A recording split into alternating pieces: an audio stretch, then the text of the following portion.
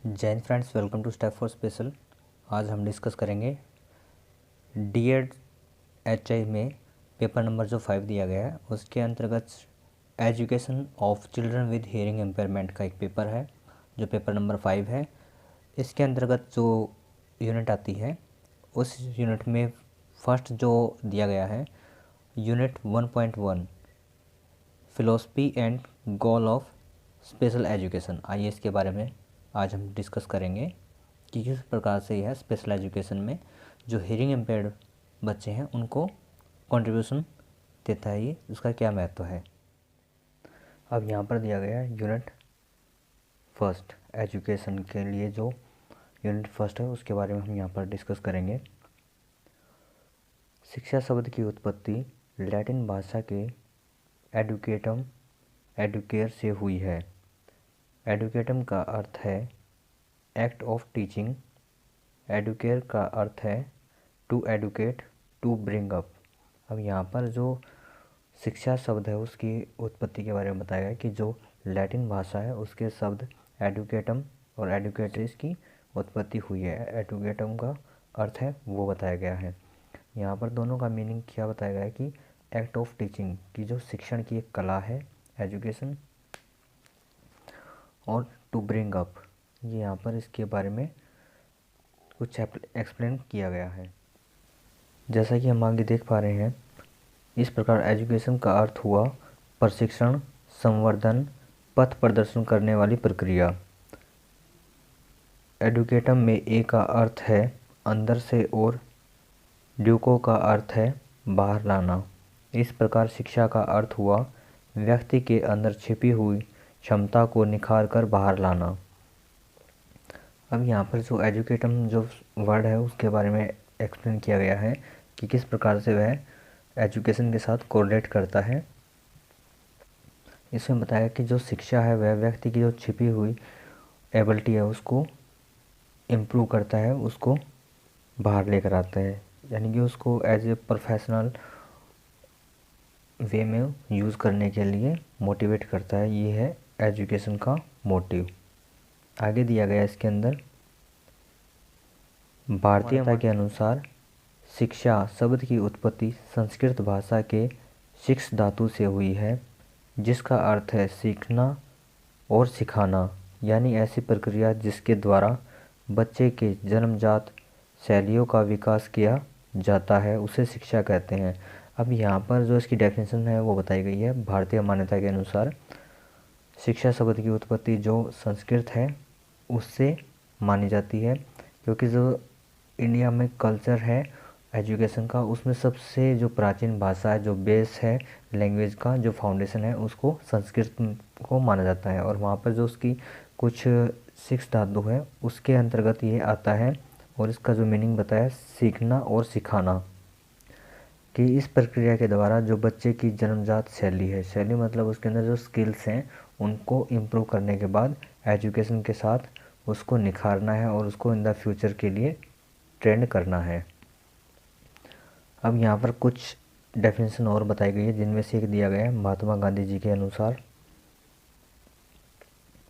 शिक्षा से अभिप्राय उस प्रक्रिया से है जो बालक व मनुष्य के शरीर, मन, आत्मा के सर्वोत्तम रूप को प्रस्तुत करता है। ये बता रही है कि महात्मा गांधी जी के अनुसार जो डेफिनेशन बताई गई है उसमें जो मनुष्य है उसके शरीर का, मन का और मस्तिष्क का सर्वोत्तम रूप है जो प्रस्तुत किया जाता है वो एजुकेशन के द्वारा ही पॉसिबल हो पाता है। आगे दिया गया है प्लेटो के अनुसार शिक्षा से अभिप्राय उस प्रक्रिया से है जो अच्छी आदतों के द्वारा बच्चों में अच्छी नैतिकता का विकास करता है। अब जो प्लेटो ये हैं उनके भी कुछ ना कुछ विचार रहे हैं शिक्षा को लेकर। अब यहाँ पर शिक्षा को बताया गया कि जो बच्चे की नैतिक विकास है या मोरल एबिलिटी है उसको इम्प्रूव करने के लिए एजुकेशन का बहुत ही बड़ा योगदान होता है। आगे फिर जो है एक डेफिनेशन दी गई है J.S. मैकेंजी के अनुसार J.S. मैकेंजी के अनुसार शिक्षा एक ऐसी प्रक्रिया है जो आजीवन चलती रहती है और जीवन के प्रत्येक अनुभव से इसके भंडार में वृद्धि होती है।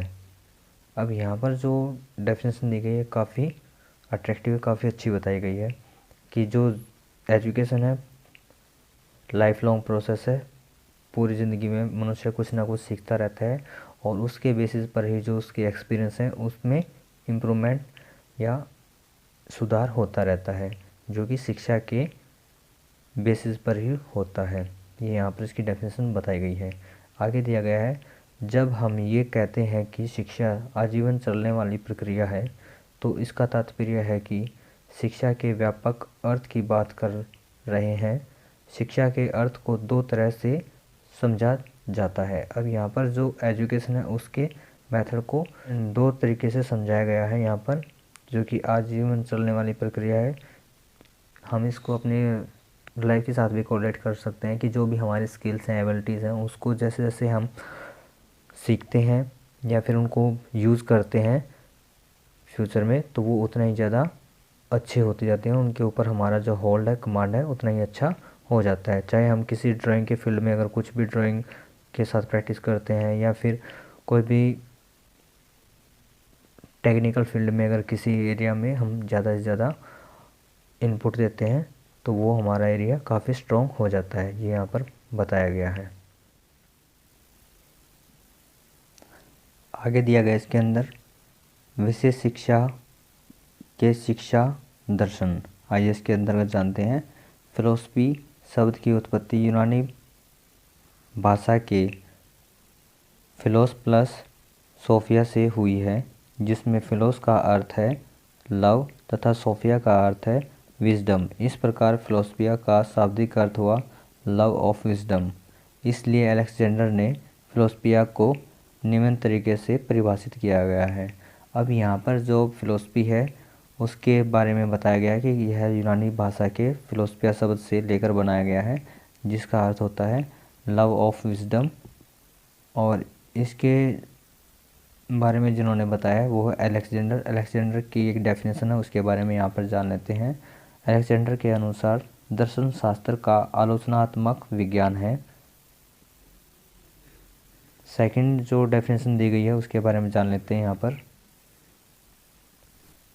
सेकंड जो डेफिनेशन दी गई है, श्री राधाकृष्णन के अनुसार सत्य की प्रकृति का तार्किक अध्ययन ही दर्शन शास्त्र है।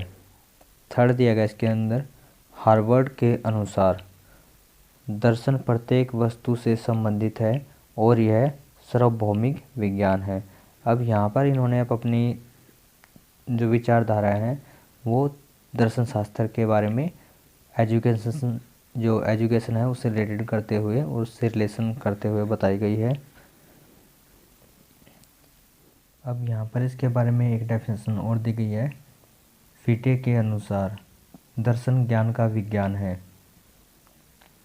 आगे इसमें बताया गया है शिक्षा दर्शन की शाखाएं।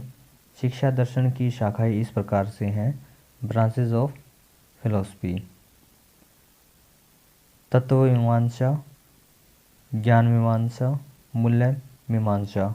आइए इसके बारे में आगे हम जानते हैं कि किस प्रकार से यह है जो दर्शन शास्त्र है उससे कोरिलेट करती हैं। फर्स्ट दिया गया है यहाँ पर तत्व मीमांसा। फर्स्ट दिया गया है तत्व मीमांसा। आइए इसके अंतर्गत जानते हैं कि किस प्रकार से यह है एक्सप्लेन किया गया है।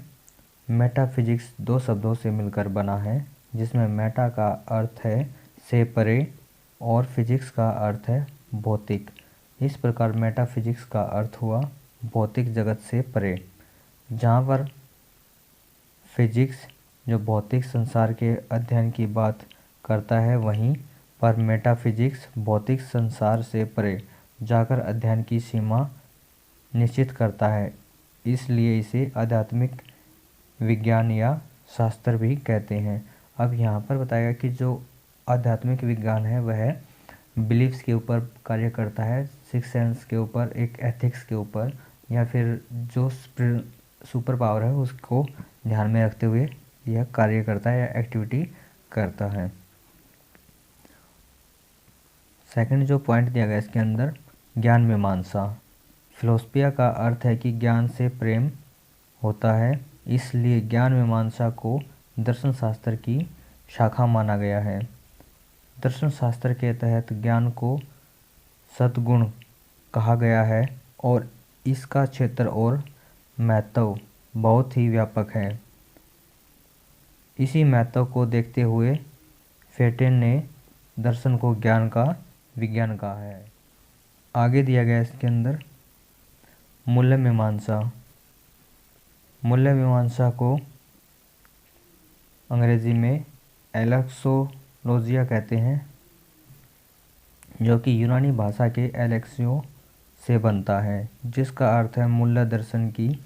इस शाखा के तहत अलग अलग प्रकार के मूल्यों, आदर्शों और लक्ष्यों पर विचार किए जाते हैं।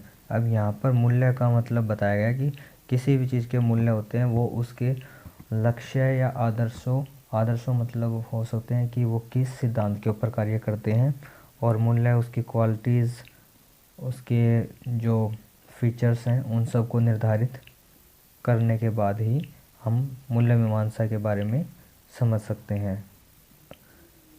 इस यूनिट में काफ़ी सारे डाउट्स हैं, लेकिन ये जो यूनिट है हम इसको दोबारा से एक्सप्लेन करेंगे, दोबारा से इसके ऊपर डिस्कशन करेंगे। अगर कोई डाउट्स हैं इससे रिलेटेड तो आप कमेंट सेक्शन में दे सकते हैं, ताकि हम उसके ऊपर अच्छे से और भी वीडियो बना सके। फ़िलहाल हमारा जो कंटेंट है उसको ही हमने रीड किया है, इसको एक्सप्लेनेशन के साथ दोबारा से हम इसके ऊपर वीडियो बनाएंगे। आगे दिया गया है एम ऑफ एजुकेशन कि शिक्षा के लक्ष्य क्या होते हैं, उनके बारे में किस प्रकार से बताया गया। आइए इसके बारे में जानते हैं। फर्स्ट दिया गया यहाँ पर प्रत्येक प्रकार की शिक्षा का कुछ न कुछ लक्ष्य होता है और इन लक्ष्यों को प्राप्त करने के लिए पाठ्यक्रम का निर्माण और शिक्षणाधिक्रम प्रक्रिया के द्वारा बच्चों को शिक्षा देकर लक्ष्यों को प्राप्त करने का प्रयास किया जाता है। समय और ज़रूरत के अनुसार शिक्षा के लक्ष्यों में परिवर्तन होता रहता है। अब यहाँ पर बताया गया कि जो एजुकेशन है उसके जो पहले से ही कुछ ना कुछ एम है, जो लक्ष्य हैं वो निर्धारित कर लिए जाते हैं, जिनके बेसिस पर ही बच्चों को एजुकेशन या पाठ्यक्रम करवाया जाता है पूरा, जो कि हम सिलेबस के रूप में पढ़ते हैं। ये यहाँ पर बताया गया। आगे देखते हैं इसके अंतर्गत माध्यमिक शिक्षा आयोग के अनुसार शिक्षा के लक्ष्य। इस आयोग को मोदालियर आयोग भी कहते हैं। इसके अध्यक्ष ए लक्ष्मण स्वामी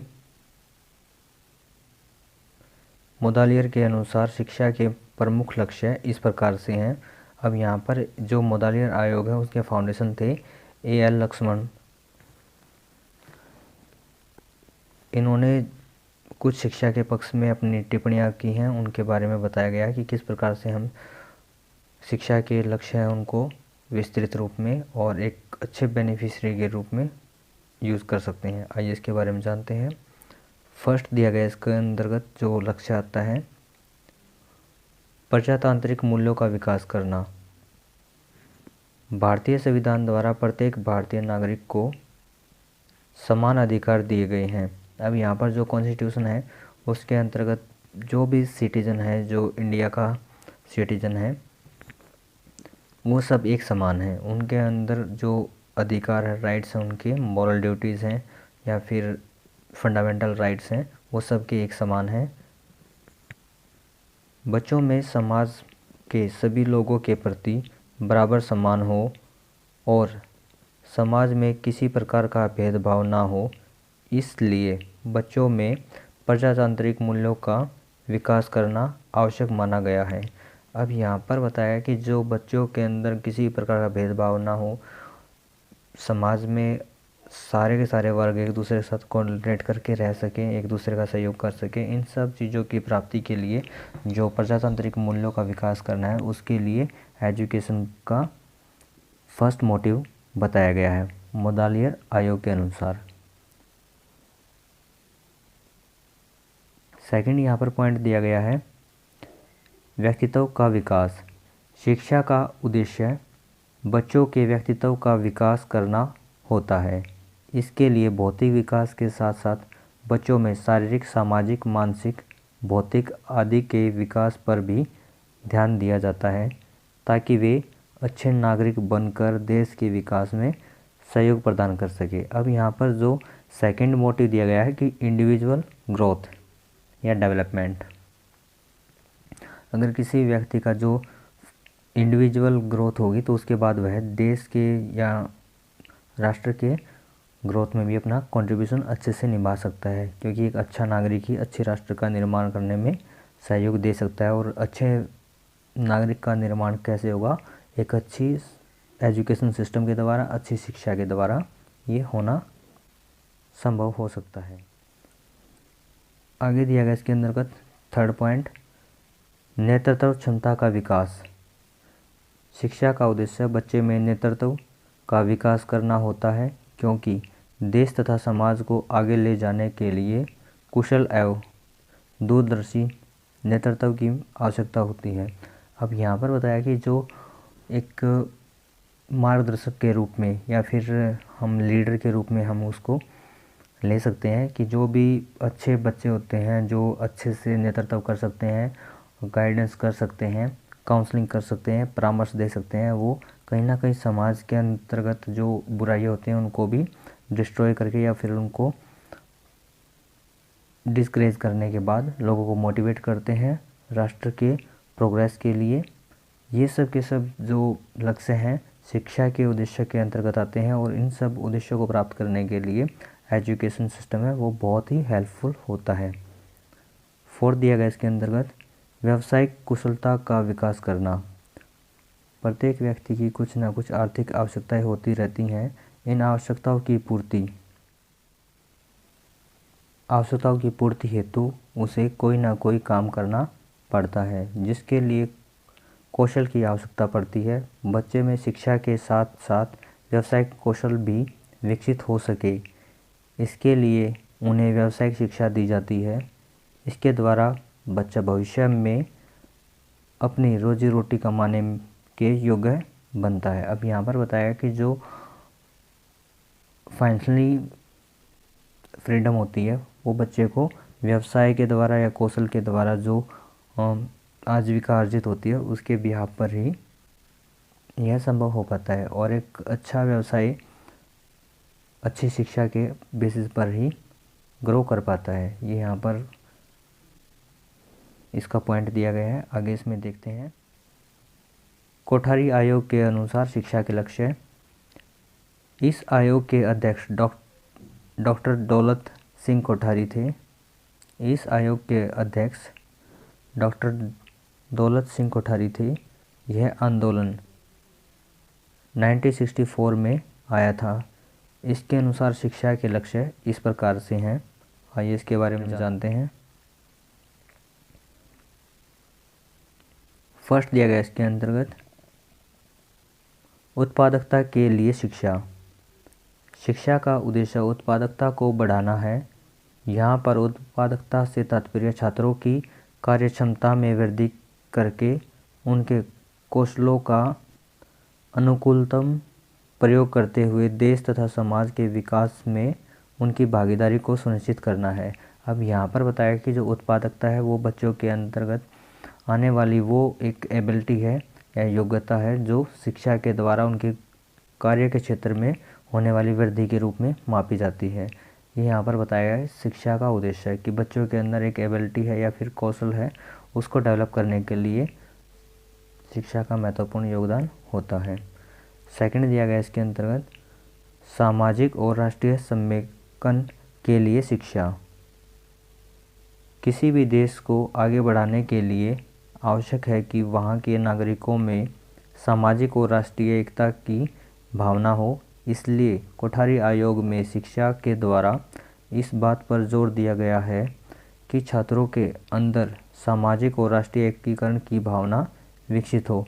अब यहाँ पर जो एक राष्ट्र प्रेम की भावना है, सोशल डेवलपमेंट की भावना है, वो एजुकेशन के बेसिस पर ही एक दूसरे के अंदर ग्रो कर सकती है या फिर उसको हम इम्प्रूव कर सकते हैं। एक अच्छे नागरिक होने के नाते मॉरल ड्यूटीज़ होती हैं कि वह सोसाइटी और नेशन के प्रति अपनी रिस्पॉन्सिबिलिटीज़ वो समझे और उसको आगे बढ़ाने के लिए अपना योगदान निभाए। ये सब के सब जो उद्देश्य हैं कोठारी आयोग के अंतर्गत आते हैं। यह सेकंड मोटिव दिया गया है शिक्षा का, जो कि राष्ट्र के समेकन या इंक्लूजन में उसको अग्रसर करने में, उसको डेवलप करने में अपना कंट्रीब्यूशन देते हैं। आगे इसमें जानते हैं। थर्ड दिया गया इसके अंतर्गत आधुनिकता के लिए शिक्षा। वर्तमान समय विज्ञान का समय है। रोज़ नए नए आविष्कार हो रहे हैं जो कि हमारे जीवन का अभिन्न अंग बनते जा रहे हैं। इसके लिए तालमेल बिठाना और समय की ज़रूरत के अनुसार आगे बढ़ने के लिए यह आवश्यक है कि शिक्षा में आधुनिकता की जगह दी जाए। अब यहाँ पर हम देख सकते हैं कि आधुनिकता का जो एक अच्छा हम एग्जाम्पल देख सकते हैं कि आज के टाइम में कोविड-19 की वजह से जो हमारे बच्चे आज मोबाइल यूज़ कर रहे हैं, ये सब एक आधुनिक शिक्षा का ही एक एग्जाम्पल है, जो कि आज ऑनलाइन क्लासेस चल रही हैं, जिसको हम अच्छे से टेक्नोलॉजी को यूज़ कर पा रहे हैं। ये शिक्षा के द्वारा ही संभव हो पाया है, क्योंकि एवरीडे कुछ ना कुछ जो इन्वेंशन है वो हो रही हैं सोसाइटी में, हमारे समाज में, दुनिया में, जो कि विज्ञान के अंतर्गत आती हैं। और उनको अच्छे से यूज़ करना, उनको कैसे बेनिफिट लिया जा सकता है, कैसे प्रमोट किया जा सकता है, ये सब कुछ एजुकेशन के बेसिस पर ही डिपेंड करता है। आगे दिया गया इसके अंदर 4 पॉइंट, सामाजिक, नैतिक और आध्यात्मिक मूल्यों के विकास के लिए शिक्षा। आइए इसके अंतर्गत जानते हैं क्या बताया गया है। सफलता और संतुलित जीवन के लिए यह आवश्यक है कि व्यक्ति जिस समाज में रहता है उसके साथ उसके मधुर संबंध हो और वह खुद को वहाँ पर सुरक्षित महसूस करता हो। अब यहाँ पर जो सुरक्षा है वो सेफ्टी से लिया गया है, फ्रीडम के साथ, किसी प्रकार का कोई भी दबाव ना हो, कोई भी उसको समस्या ना हो। साथ ही साथ समाज में उच्च मानदंड स्थापित करने के लिए यह आवश्यक है कि लोगों में नैतिकता के गुण भी हों और वे सर्वशक्तिमान ईश्वर पे विश्वास करते हों। यदि ऐसा है तो लोग गलत व अनैतिक कार्यों को करने से पहले डरेंगे। अब यहाँ पर बताया है कि लोगों के प्रति, जो भगवान के प्रति जो आस्था है उसको इम्प्रूव किया जा सकता है, और इन सब बेसिस पर ही जो मॉरल ड्यूटीज़ हैं, जो नैतिक विचार हैं या एक अच्छे नागरिक के जो गुण हैं उनको विकसित किया जा सकता है एजुकेशन के द्वारा। ये यहाँ पर बताया गया है कि एक अच्छा जो एजुकेटेड पर्सन होगा वही एक अच्छे समाज का निर्माण कर सकता है और उसको आगे बढ़ाने में अपना योगदान दे सकता है। ये यहाँ पर जो शिक्षा के लक्ष्य हैं कोठारी आयोग के अनुसार बताए गए थे।